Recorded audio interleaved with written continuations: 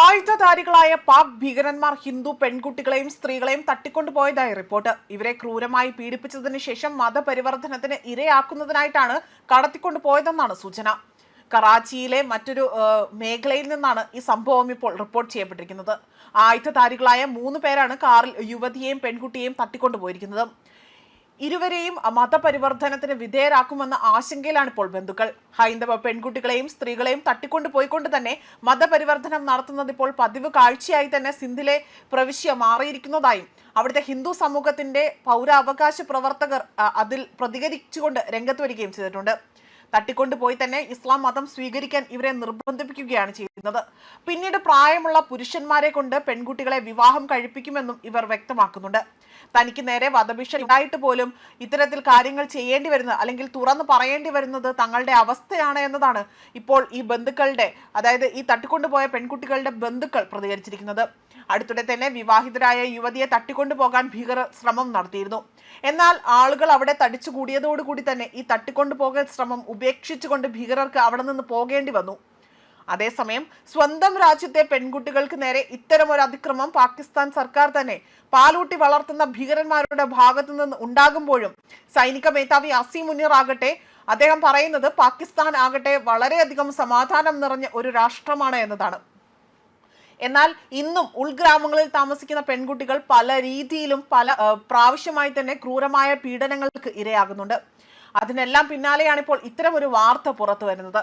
മാത്രമല്ല, കഴിഞ്ഞ ദിവസങ്ങളിൽ, കഴിഞ്ഞ ഒരു മാസത്തിന് മുൻപേ തന്നെ അവിടെ ജെയ്ഷെ മുഹമ്മദിന്റെ ഭീകര സംഘടനയായ ജെയ്ഷെ മുഹമ്മദിന്റെ വനിതാ വിഭാഗത്തിലേക്ക് വളരെയധികം പിന്നോക്കം നിൽക്കുന്ന പെൺകുട്ടികളെ പോലും നിർബന്ധിപ്പിച്ച് അവരുടെ ഭീകര സംഘടനയിലേക്ക് ചേർക്കാനായി എത്തിച്ചതായുള്ള റിപ്പോർട്ടുകൾ പുറത്തു വന്നിരുന്നു.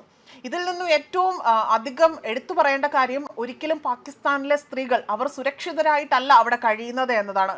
സർക്കാർ പോലും അവർക്ക് യാതൊരുവിധ പിന്തുണയോ അല്ലെങ്കിൽ ഒരു സുരക്ഷയോ അവിടെ നൽകുന്നില്ല എന്നതിൻ്റെ ഏറ്റവും വലിയ ഉദാഹരണം കൂടിയാണ് ഇന്നുണ്ടായിരിക്കുന്ന, അല്ലെങ്കിൽ ഇപ്പോൾ അവരെ ഹിന്ദു പെൺകുട്ടികളെ തട്ടിക്കൊണ്ടുപോയ സംഭവം സൂചിപ്പിക്കുന്നത്.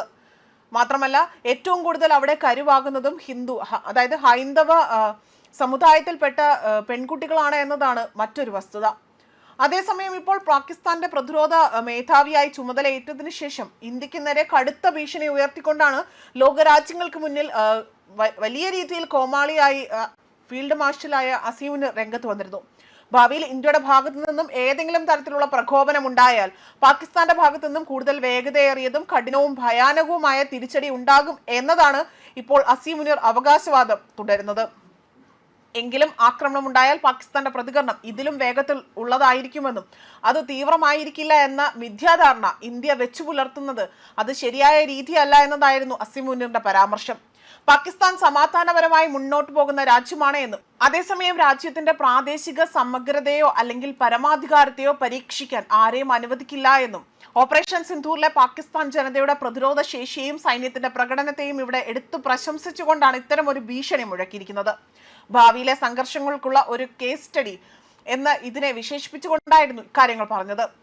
വളരുകയും മാറുകയും ചെയ്യുന്ന ഭീഷണികൾക്ക് എടുത്തു കാണിച്ചുകൊണ്ട് പുതുതായി ആരംഭിച്ച പ്രതിരോധ സേന ആസ്ഥാനത്തിന്റെ കീഴിൽ 3 സേവനങ്ങളെയും സംയോജിപ്പിച്ചുകൊണ്ടായിരുന്നു ഇത്തരം ഒരു കാലഘട്ടത്തിന്റെ ആവശ്യമാണ് എന്നത് ഊന്നി പറഞ്ഞുകൊണ്ട് അസീം മുനീർ ഇക്കാര്യങ്ങൾ വെളിപ്പെടുത്തുന്നതും. ന്യൂസ് ഡെസ്ക് കർമ്മ ന്യൂസ്.